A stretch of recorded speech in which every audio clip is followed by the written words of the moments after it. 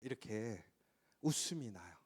왜 그러냐면 웃을 일도 없고 또 마음이 복잡해도 이상하게 우리 교인들 이렇게 딱 보면 마음이 좋아요.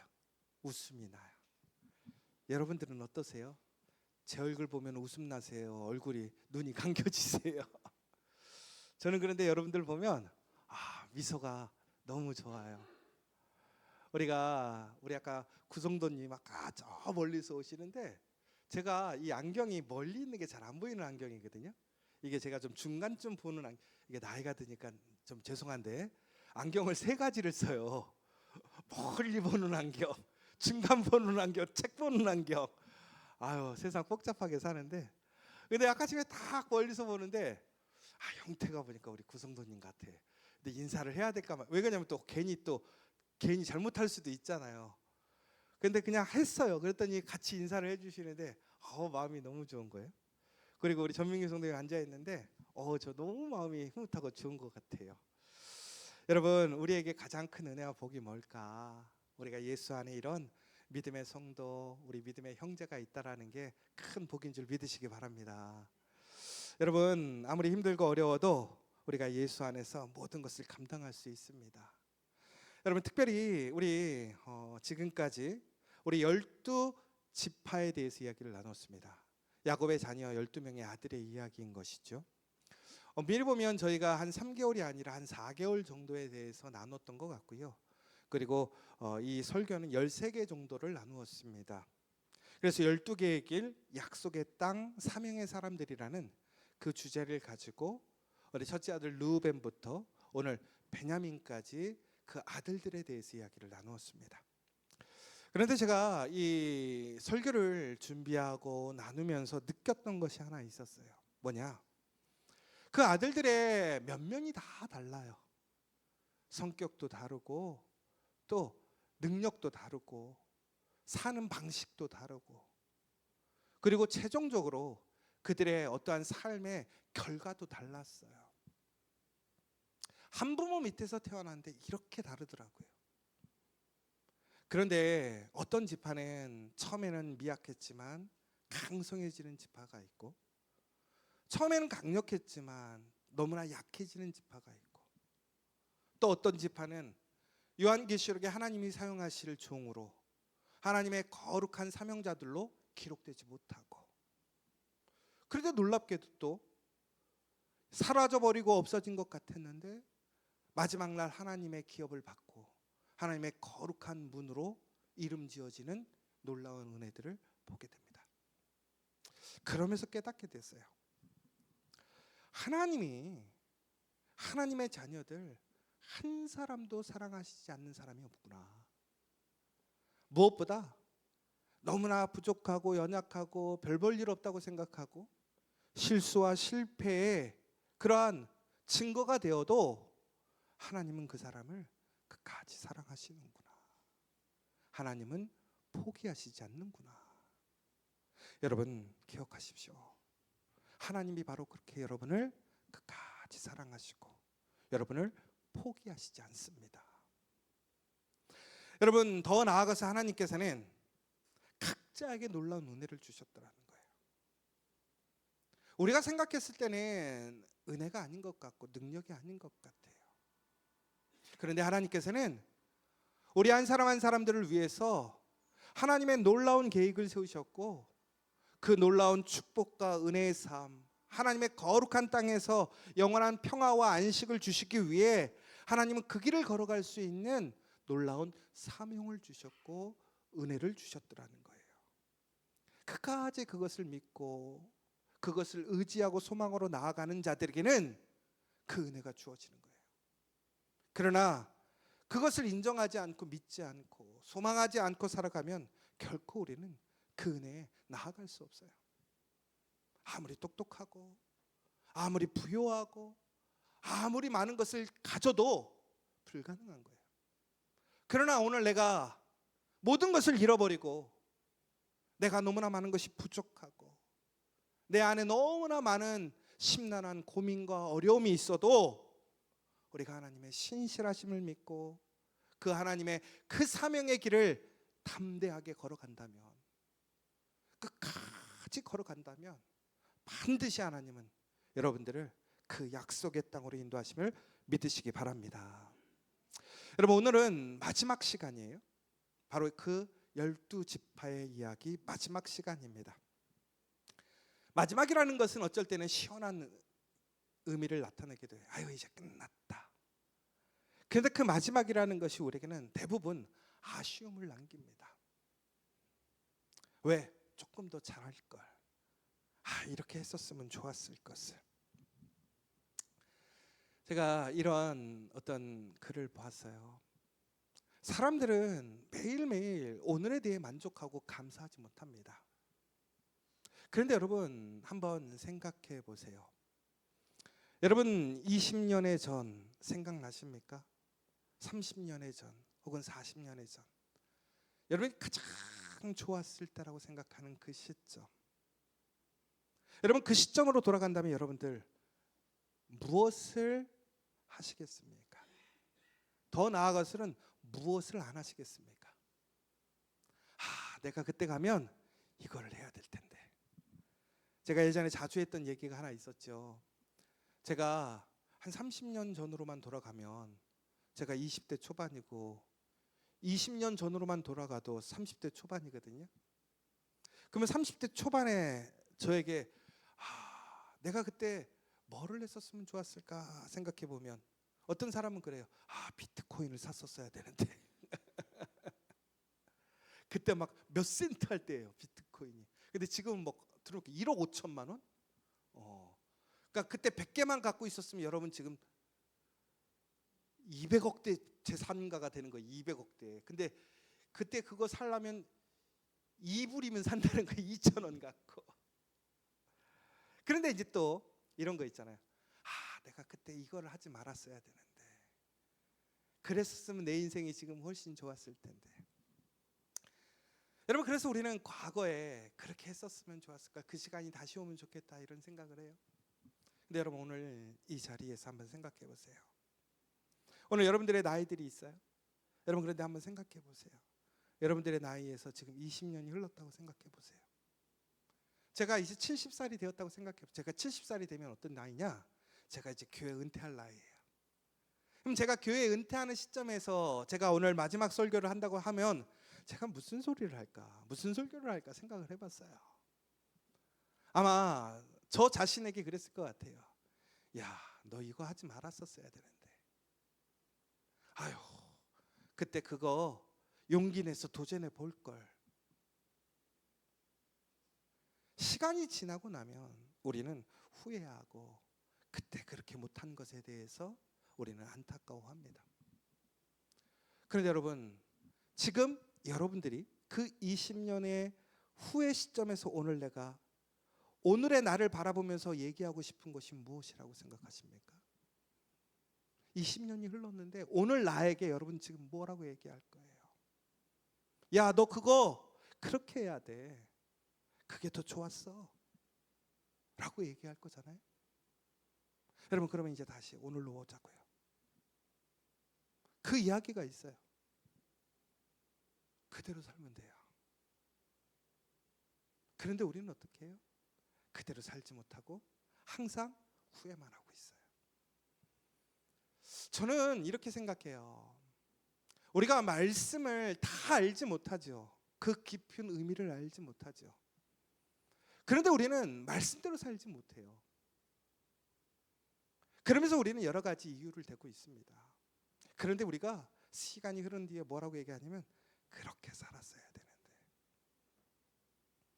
여러분, 오늘 그렇게 사십시오. 그러면 오늘 우리의 인생이 달라집니다. 20년 후에 여러분들 잘 살았다고 고백할 거예요. 그때 후회하는 인생이 아니라 오늘 그 하나님의 부르심에 순종하고 믿음으로 나아가서 전국에는 하나님의 영광에 참여하는 우리 성도들이 되었으면 좋겠다. 이런 생각이 들었어요. 여러분, 오늘 마지막 시간이지만 이것은 그 설교의 마지막일 뿐이지 어찌 보면 우리는 오늘 다시 새롭게 시작하는 시간입니다. 여러분, 특별히 오늘 함께 나누려고 하는 인물이 누구냐? 베냐민입니다. 베냐민이 누구냐? 야곱의 맨 마지막 12번째 아들이에요. 여러분, 근데 생각해 보세요. 베냐민이 12번째 아들이라는 게 축복일까? 좋은 환경일까? 여러분, 뭐 각 가정마다 제일 이뻐하는 게 누구냐면 막내예요. 그렇죠? 왜냐면 막내는 진짜 말 안 들어요. 그렇죠? 그런데 막내는 어떻게 할 수가 없어. 왜? 막내라서. 막내의 특권이 있어요. 그런데 베냐민은 막내의 특권을 누렸을까요? 유익을 누렸을까요? 아니에요. 야곱의 집은요, 집이 너무나 엉켜 있어요. 복잡해요. 그곳에 야곱의 아내가 4명이나 있어요. 그 4명을 통한 자녀들 12명이 있어요. 아버지는 같은데 엄마가 다 달라요. 여러분, 우리 위에 할아버지들도 보면 할아버지들이 아내가 2명씩 있던 집이 대부분 많아요. 그런데 다른 집들 좀 심한 집은 보면 아내가 3명도 있고 4명도 있고 막 그러더라고요. 그런데 그 집들 저 화평한 집 한 명도 못 봤어요. 한 부모, 한 아버지, 한 어머니 밑에서도 형제들끼리 화합이 안 되는데 아버지가 다르고 어머니가 다른 형제들이 함께 있잖아요. 전쟁이에요. 매일 싸워요. 말 한마디에 서로 오해하고 서로 다투는 일이 비일비재해요. 그런데 야곱의 가족을 보세요. 레아와 라헬이 야곱의 사랑을 받기 위해 얼마나 경쟁하고 질투하고 쉽게 했는지 몰라요. 그녀들이 자녀를 낳은 것이 하나님께 영광을 돌리고 그들의 사명을 감당하고 아름다운 가정을 세우기 위함이었습니까? 아니에요. 자신들의 목적을 이루기 위해. 그 목적이 뭐예요? 야곱의 사랑을 받기 위해, 야곱에게 인정받기 위해 그들은 자녀를 낳았단 말이에요. 왜? 그것들이 자신들의 힘이라고 생각했던 것이지요. 그러다 안 되니까 어떻게 했어요? 그들의 여종들을 통해서 자녀들을 만들었어요. 그런데 이것이 단순히 자신들에게 유익만 생긴 것이 아니에요. 자랑이 된 것이 아니란 말이에요. 오히려 더 복잡한 시기와 질투와 경쟁과 서로 엉켜지는 너무나 복잡한 상황을 만들어 버렸단 말이에요. 그러니까 그 가정이 모였을 때 그들에게는 평화가 있을까요? 사랑이 있을까요? 아니죠. 누군가를 끌어내려야 돼요. 누군가를 험담해야 돼요. 내가 그들보다 잘났다라는 걸 보여줘야 돼요. 그러면 항상 그 자리가 어떤 기분일까요? 그들은 두렵고 불안하고 긴장되는 자리란 말이에요. 그런데 그 가운데서 그 자녀들을 지켜주는 가장 큰 힘은 누구였을까요? 야곱이었을까요? 절대 그렇지 않아요. 야곱을 통해서 내 어머니들이 결국에는 자신들의 자녀를 지키고 자신들의 자녀의 길을 만들어 주는 거란 말이에요. 그런데 베냐민은 그 가운데서 맨 마지막으로 태어났단 말이에요. 그러면 어찌 보면 장점이 될 수도 있을 것 같잖아요. 그런데 어떻게 됩니까? 라헬이 그 베냐민을 낳다가 죽습니다. 그러니까 베냐민은 태어나면서 어머니를 잃어버린 거예요. 그런데 여러분 생각해 보세요. 우리 어머니가 돌아가셨어. 그것만으로도 그 아이에게는 너무나 큰 시련이고 보호막이 없어진 거죠. 그러면 그 아이의 아버지가 그 아이의 보호막이 되어주겠지만 오늘 야곱의 집은 그렇지 못해요. 오늘 이 베냐민이 어머니를 잃게 되었을 때 그를 보호해 줄 사람이 아무도 없는 거예요. 더 나아가 주변의 형제들 혹은 그 계모들, 그 이모마저도 경쟁자란 말이에요. 그러면 베냐민을 사랑으로 대할까요? 정성스럽게 진심으로 대하고 보호해 줬겠냐라는 거예요. 여러분, 이처럼 베냐민은 그런 안타까운 상황에서 태어났고 더 나아가서는 위기의 자리에서 태어났습니다. 그래서 라헬이 죽으면서 그 베냐민의 이름을 뭐라고 불렀냐면 벤온이라고 부릅니다. 그의 숨이 넘어가는 순간 자신의 마지막 아들을 보면서 베노니라고 불렀다라는 거예요. 베노니가 뭐냐? 내 슬픔의 아들이라는 얘기예요. 그 어머니가 얼마나 마음이 무너지겠어요. 아들을 못 낳아서 그렇게 아들을 낳고 싶어서 결국에는 자신의 여정을 통해서 아들을 얻었다가 요셉을 얻고 드디어 자신도 두 번째 아들을 얻은 거예요. 이제 나도 살 만큼 됐어. 그런데 본인이 죽는 거예요. 본인이 죽는 것보다 더 안타까운 게 뭐냐면 이 아이를 어떻게 할까? 여러분 그렇잖아요. 많은 부모들이 무엇인가 본인들의 문제가 생기고 어려움이 생겼을 때, 아플 때 왜 힘들어합니까? 일반적으로 부모들은 왜 힘드냐면 내 몸이 아픈 게 힘든 게 아니야. 내가 못 먹어서 힘든 게 아니란 말이야. 우리 자녀 때문에 힘든 거잖아요. 내가 아프면 우리 자녀들 어떡하지? 내가 돈을 못 벌면 우리 자녀들 어떡하지? 이게 진짜 부모란 말이에요. 오늘 마찬가지예요. 라헬도 그 아들을 보는데 그 핏덩이가 태어났는데 본인이 지켜줄 수 없는 거예요. 그 상황을 다 알잖아요. 이 아이를 어찌할꼬? 요셉이 그 아이를 지켜줄 수 있습니까? 요셉도 아이인데. 그러면서 그 여인은 베논이라는 이름을 짓고 죽어버렸단 말이에요.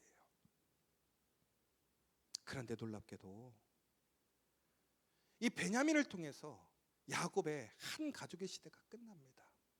그리고 이스라엘이라는 한 민족의 시대가 시작돼요. 아니 어떻게 이런 베냐민이 그런 능력을 했을까? 어떻게 베냐민이 이런 새로운 시대를 열게 되었을까? 오늘 우리가 그거를 좀 보려고 해요. 바로 그 시작이 뭐였냐면 바로 야곱에게서 시작이 됩니다. 오늘 라헬이 죽으면서 베노니라고 외치고 죽은 거예요. 나의 슬픔, 내 슬픔의 아들. 그런데 바로 그 순간 야곱이 그것으로 인정하지 않았어요. 뭐라고 불렀을까요, 야곱이? 무엇이라고 이름 지었을까요? 오늘 제목이 뭐예요? 베냐민. 계속 베냐민 얘기하잖아요, 지금 베냐민. 베냐민으로 이름 지었다니까요. 안 그랬으면 원래 벤온이 돼야 되는데 베냐민이 된 거예요. 그러니까 야곱이 라헬이 그런 안타까움에 베노니라고 불렀지만 그의 이름을 베노니이 아니라 베냐민이라고 이름을 지읍니다. 왜 그랬느냐? 이 베냐민이라는 뜻이 뭐냐? 오른손의 아들이라는 이름이에요. 오른손의 아들.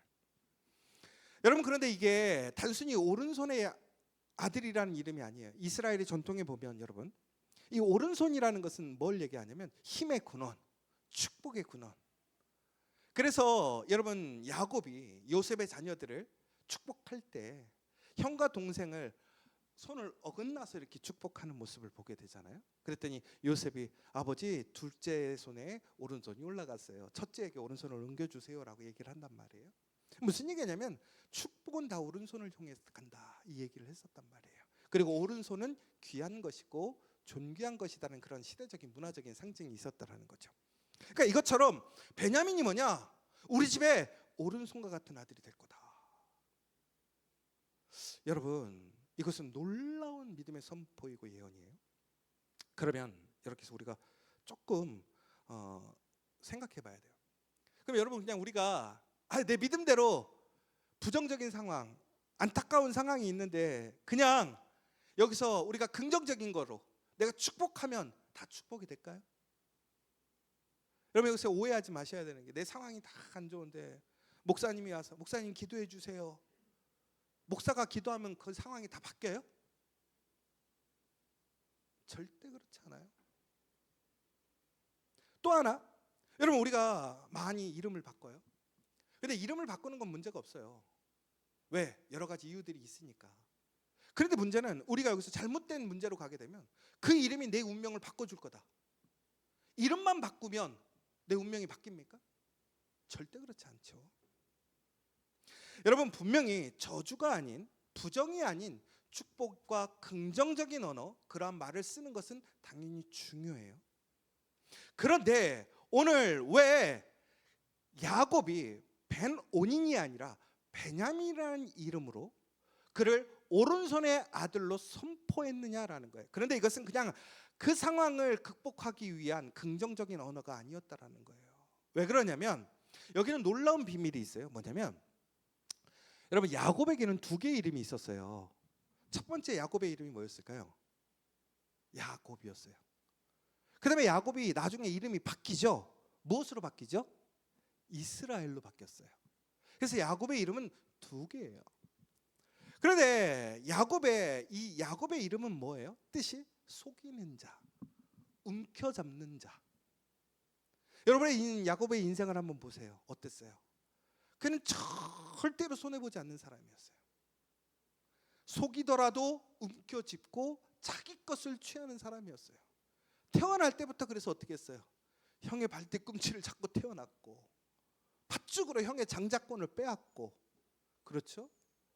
그리고 천국에는 그는 무엇인가 목적을 세우면 그것을 기필코 얻어야 되는 성격이었어요. 그런데 그가 어떻게 살았습니까? 그렇게 치열하게 열심히 살았단 말이에요. 그런데 그의 인생에서 그가 열심히 취했던 것들을 누렸습니까? 천국에는 어떻게 돼요? 장자를 얻었지만 도망가게 되고, 라헬과 레아를 얻었지만 또 도망가게 되고, 그의 인생은 한없이 채우고 움켜잡았지만 절대로 그가 소유하지 못하고 누리지 못하고 잃어버리는 인생이 되었어요. 그게 어떤 사람이었냐? 야곱이었단 말이에요. 그런데 그 야곱이 이제 다시 집에 돌아오는 상황에서 약복강 앞에서 그는 하나님과 씨름합니다. 그런데 여기서 중요한 포인트는 뭐냐? 하나님과 씨름해서 그가 이겼다. 그래서 이스라엘이라는 이름인데 그것이 하나님을 이겼다라는 게 중요한 포인트가 아니에요. 그가 지금까지 무엇을 움켜쥐었냐면 세상을 움켜쥐었어요. 자기의 생각, 자신의 바램, 그것을 움켜쥐고 놓지 않고 채우려고 애쓰던 인생이 이제 그걸 내려놓고 누구를 붙든 거예요? 하나님을 붙든 거예요. 내가 죽으면 죽으리라, 하나님 놓지 않겠다, 끝까지 붙든 거예요. 그러자 하나님이 그의 이름을 뭐라고 그랬어요? 하나님을 이긴 자. 이건 무슨 얘기냐면 하나님을 붙들고 놓지 않은 자라는 얘기예요. 그가 이스라엘이 됐다라는 거예요. 그래서 결국에는 야곱의 자녀들이 이스라엘이 되고 이스라엘 민족이 되는 놀라운 은혜를 받게 되는 것이죠. 그런데 여기서 아주 놀라운 사실이 하나 있어요. 뭐냐? 야곱이 야곱으로 살다가 이스라엘로 바뀌게 되었어요. 그러면 한번 생각해 보세요. 야곱의 자녀들이 태어났을 거 아니에요? 야곱에서 이스라엘로 변하는 사이에. 그러면 그들의 자녀들은 어느 이름에서 태어났을까? 한번 생각해 보신 적 있으세요? 한 번도 없죠. 그런 걸 뭐하러 생각해, 그렇죠? 여러분, 그런데 놀라운 것이 뭐냐면 야곱의 이름에서 어디까지 태어나냐면 요셉까지 태어나요.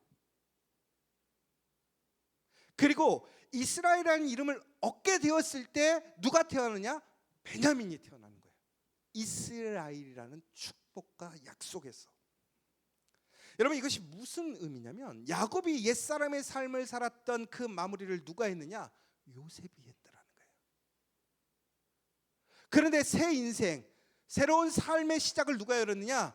베냐민이 열었다라는 거예요. 그러면 왜 야곱이 베냐민의 이름을 벤오닌이 아닌 베냐민으로 이름 지었냐? 바로 그는 하나님 이스라엘 안에서 태어난 첫째 아들이었기 때문에. 다시 얘기하자면 그는 인간의 노력, 인간의 힘으로 태어난 아들이 아니라 하나님의 섭리와 약속에서 태어난 약속의 아들이었다라는 거예요. 그래서 그 아들의 이름을 베냐민이라고 이름을 지었다라는 거예요. 여러분, 예전에 라헬이 이 야곱을 찾아와서 막 떼를 썼잖아요. 나에게 아들을 낳게 해주십시오. 안 그러면 내가 죽어버리겠습니다. 막 이렇게 땡깡 폈잖아요. 그런데 그때 뭐라고 그랬냐면 야곱이 화를 냈잖아요. 하나님이 아들을 주시는 거지 내가 아들을 낳게 하는 게 아니지 않냐. 그럼 결론은 무슨 얘기입니까? 자녀는, 아들은 누가 주셔야 얻는다? 하나님이 주셔야 얻는다. 그런데 중요한 것은 이스라엘이라는 이름으로 바뀌게 되었어요. 하나님의 새로운 약속이 주어졌어요. 그런데 그때 처음으로 태어난 베냐민은 누가 주신 거예요? 하나님이 주신 거예요. 하나님의 약속의 아들, 이스라엘의 아들이 되었다라는 거예요. 여러분, 이게 되게 중요한 거예요. 오늘 야곱이 그 베냐민에게 놀라운 축복의 시작의 길을 만들어주고 열어줬어요. 그런데 그는 배온인이 될 수 있었어요. 그러나 야곱은 하나님의 약속과 그 새 이스라엘 안에서 그 자녀가 다시 새로운 시작, 새로운 이스라엘의 시작이 될 것을 믿고 그의 이름을 선포했던 거예요. 여러분, 우리는 배온인의 삶이 주어질 수 있어요. 우리의 환경이 그렇게 보일 수 있어요. 그러나 오늘 여러분들은 새로운 이스라엘, 바로 예수 그리스도 안에서 새 인생, 새 운명이 주어짐을 믿으시기 바랍니다. 바로 오늘 그 예수님을 통해 우리에게 새 약속이 주어졌기 때문에 우리는 오늘 끝이 아니라 시작점이 되었다라는 사실이에요. 오늘 우리의 환경은 우리를 끝점, 실패의 끝으로 우리를 보게 할 수도 있어요. 사람들은 그렇게 이야기할 수 있어요. 그러나 우리가 하나님을 온전히 말씀 안에서 바라보고 하나님을 붙들고 하나님의 말씀으로 나아가고 선포한다면 우리는 반드시 그것이 새로운 시작이 될 줄 믿으시기 바랍니다. 여러분, 그러면서 이제 이 야곱이 그렇게 축복을 해줬어요. 그럼 베냐민의 인생이 놀라운 하나님의 약속으로 가야 되잖아요. 그런데 놀랍게도 오늘 이제 이 야곱이 죽으면서 자녀들에게 축복을 했습니다. 우리가 계속 그 축복들을 보았죠. 모세의 축복도 같이 볼 겁니다. 그런데 오늘 이 예언이 무엇이라고 되어 있냐면 27절에 보면 49장 27절에 다시 한번 보면 이렇게 돼 있어요. 베냐민은 물어뜯는 일이라 아침에는 빼앗은 것을 먹고 저녁에는 움킨 것을 나누리로다. 여러분, 베냐민을 무엇이라고 얘기하냐면 아주 이리 같다라고 얘기를 했어요. 이리.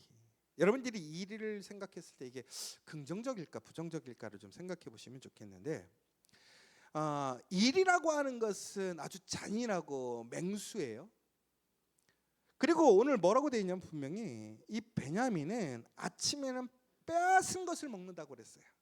그러니까 누군가의 것을 빼앗는 사람이 될 것이라는 거예요. 그런데 이것이 부정이냐 긍정이냐를 떠나서 그것이 되기 위한 전제가 하나 있어요. 그게 뭐냐면 바로 그가 누군가의 것을 빼앗으려면 어떻게 해야 돼요? 힘이 있어야 된다는 거예요. 여러분, 누군가의 것을 빼앗는 사람들은 힘 있는 사람이 빼앗는 거지 힘 없는 사람이 빼앗는 건 아니잖아요. 그럼 무슨 얘기냐면 베냐민은 힘을 갖게 되었다라는 거예요. 그래서 우리가 성경적으로 보면 이 베냐민 지파에 아주 상당한 유명한 용사들이 나오고, 또 우리가 나중에 보시면 왼손잡이 명사수 700명의 이야기가 나오는데 그게 또 바로 베냐민 지파의 이야기인 거고, 사사시대 에훗도 마찬가지고, 그 다음에 이스라엘의 초대 왕이 누가 되냐면 사울이 되거든요. 사울 또한 베냐민 지파에서 나오게 됩니다. 그래서 결국에는 바로 강력한 힘을 가진 사람들이 베냐민 지파에서 나오게 됩니다.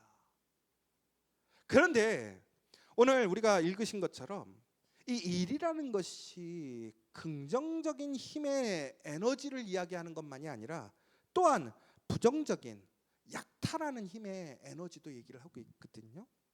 그러니까 이게 무슨 얘기냐면 일의 속성에는 통제되지 않을 때는 이것이 결과가 달라진다라는 얘기를 하고 있는 거예요. 그러니까 우리에게 주신 하나님의 은혜, 능력의 그 에너지를 통제하고 컨트롤하지 못하면 이것이 우리에게 힘이 되는 것이 아니라 누군가 남을 파괴하고 약탈하고 무너뜨리게 하는 그런 힘이 될 수 있다라는 것입니다.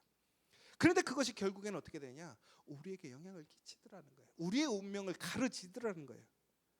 여러분 사사기 19장에 보면 기브아 사건이라는 것이 나타납니다. 이게 무슨 얘기냐면 한 레위 사람이 자신의 첩과 함께 집에 돌아가는 길 중에 이 베냐민들의 사는 사람들의 거처에 갔다가 그곳에서 그 베냐민 지역의 불량배들에게 아주 몹쓸 짓을 당하고 그 아내가 그 첩이 결국에는 어떤 희롱을 당하고 나중에 죽게 됩니다.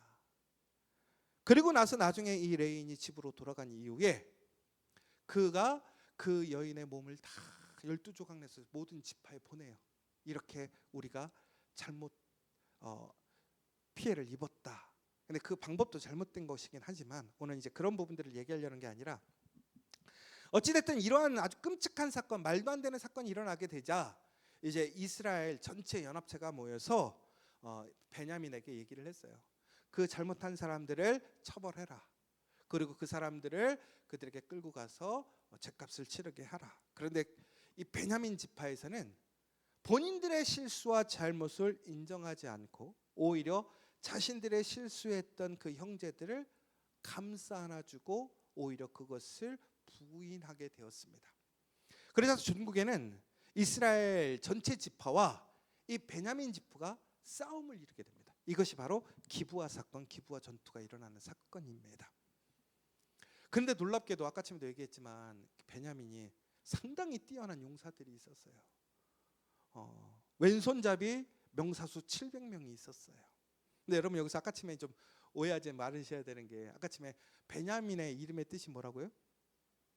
오른손, 그렇죠?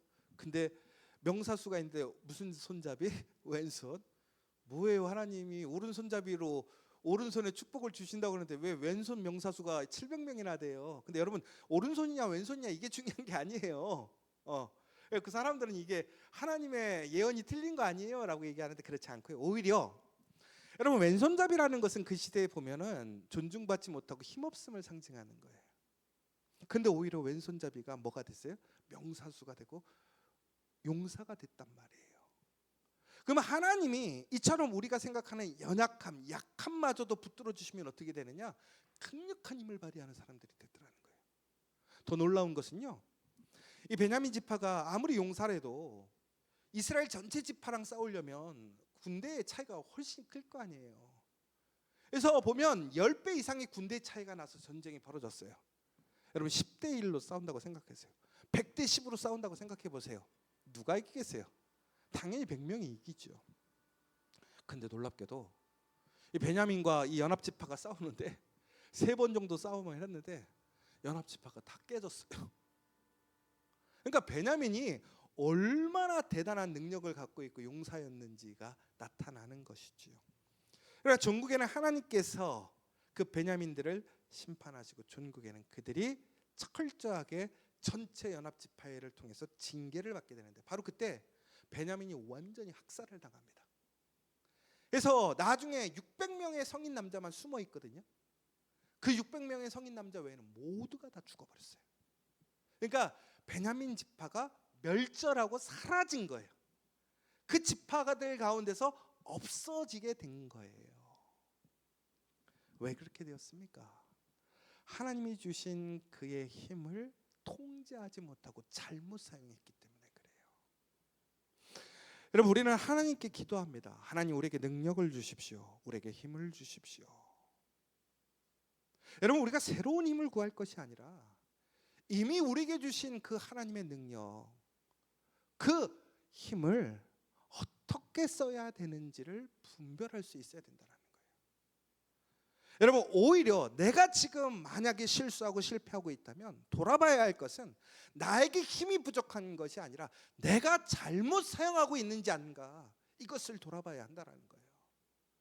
여러분 지금 잘 사용하고 계시느냐라는 거예요. 잘 통제하고 있느냐라는 거예요. 근데 놀랍게도 이렇게 완전히 쫄딱 망하게 됐어요. 그렇죠? 그러면 하나님께서 분명히 베냐민에게는 축복을 주신 건데 왜 그의 운명이 이렇게 쫄딱 망하게 됐을까? 그런데 모세의 예언은 뭐였냐면 이렇게 나오죠. 여호와의 사랑을 입은 자는 그 곁에 안전히 살리로다. 여호와께서 그를 날이 마치도록 보호하시고 그를 자기 어깨 사이에 있게 하시리로다. 여러분, 이게 무슨 얘기냐면 베냐민은 하나님의 사랑을 입은 자래요. 그리고 그는 그 하나님의 곁에서 안전하게 살게 될 거래요. 근데 지금 뭐라고요? 600명도 안 남았어요. 그런데 하나님께서는 어떻게 하시냐면 그 어깨 사이에서 그를 어떻게 밤이 맞추도록, 그건 무슨 얘기예요? 언제나 그를 보호하시고 지키시겠다라는 거예요. 여러분, 끝난 거 아니에요? 그런데 놀라운 게 무엇이냐? 이처럼 세상을 무너뜨리려고 하는 죄성 안에서 그가 어떻게 변했냐면 하나님의 놀라운 은혜로 나아가게 되거든요. 근데 그 하나님의 은혜로 나아갈 수 있었던 이유가 뭐였느냐면 바로 그들의 삶의 자리를 좀 보셔야 돼요.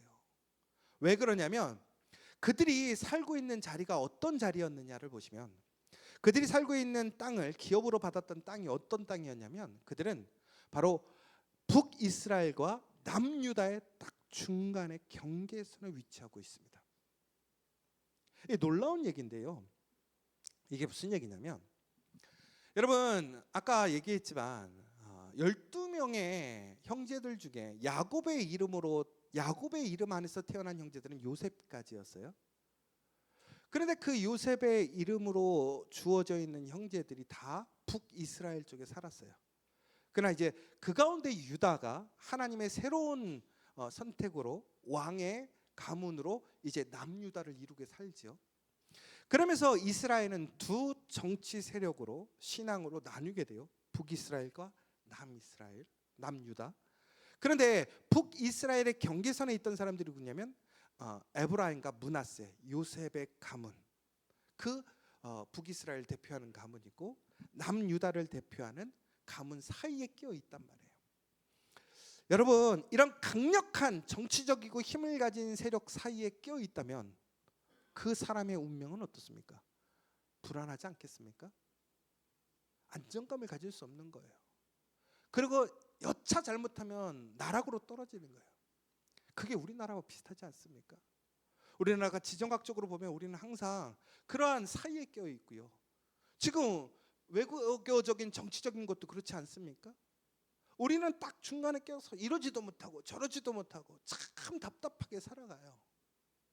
여기서 삐끗 하나 잘못하면 많은 어려움을 겪는 것이 바로 그러한 상황이에요. 이 사람이 강력하면 되죠. 근데 너무나 강력한 사람들이 주변에 있으니까. 그런데 어떻게 그들이 그러한 축복과 은혜의 복을 받았느냐라는 것입니다. 거기는 바로 놀라운 사실이 있는데, 바로 그가 북이스라엘과 남유다의 브릿지의 역할의 사이에 있었지만 그 브릿지 사이에서 그들을 강력하게 지켜줬던 힘이 무엇이냐면 바로 그 베냐민 지파의 영토 안에 예루살렘이 있었다는 거예요. 오늘 놀라운 사실은 뭐냐면 베냐민이 하나님이 주신 은혜와 능력을 가지고 통제하지 못하고 결국에는 그들은 실패했어요. 그런데 하나님께서는 그들의 실패를 그저 인정하고 그들을 잊지 않으셨어요. 왜? 그들은 새로운 이스라엘의 시작이었기 때문에. 그들을 통해서 이스라엘을 여실 계획이 있었기 때문에. 그래서 그들에게 다시 놀라운 하나님의 은혜를 주시는 거예요. 그것이 무엇이었느냐? 바로 예루살렘 하나님의 성전이었다라는 거예요. 베냐민이 다시 일어설 수 있었던 것, 베냐민이 다시 놀라운 하나님의 축복으로 나아갈 수 있었던 것, 베냐민이 그러한 열강의 사이에서 또한 그들의 실수 사이에서도 그들이 하나님의 보호하심과 은혜로 안전하게 살아갈 수 있었던 것은 무엇이냐? 바로 하나님의 거룩한 집이 그들의 땅에 세워졌기 때문에 그렇다는 거예요. 다시 얘기하자면 여러분, 우리를 지켜주고 우리를 세워갈 수 있는 것은 무엇이냐? 나의 어떠한 생각, 세상의 물질, 그러한 것이 아니라 오직 하나님, 그 하나님을 거룩하게 하는 그 하나님의 성전, 교회가 우리를 거룩하게 하고 지켜주는 거라는 거예요. 다시 얘기하자면 베냐민이 가장 큰 은혜를 받았던 것은 바로 그 하나님의 성전, 하나님이 그들의 옆에 있었다라는 거예요. 저는 그래서 가끔씩 그런 얘기 하잖아요. 교회에 가까이 사십시오. 교회에 가까이 사십시오. 왜 그래요? 교회 가까이 살아야 우리가 더 기도하러 가기 쉽고 더 예배하러 가기 쉽잖아요. 그런데 여러분 여기서 오해하지 마세요. 내가 집이 멀어서 나는 은혜에서 멀어지는 사람이다. 결코 그렇지 않아요. 여러분 우리 구성도님 아주 멀리 저기 경기도에서 오셨는데, 그리고 우리 저기 전주시 한수 집사님은 통영에서 왔어요. 하나님의 은혜에서 제일 멀리 떨어진 사람이에요. 그렇게 얘기하자면 그렇죠? 그러면 교회 옆에만 살면 그 사람은 복 받고 은혜 있는 사람이에요?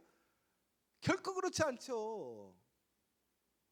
그럼 무슨 얘기예요? 내 마음에 하나님의 그 믿음이 예수가 나의 중심에 세워져 있느냐.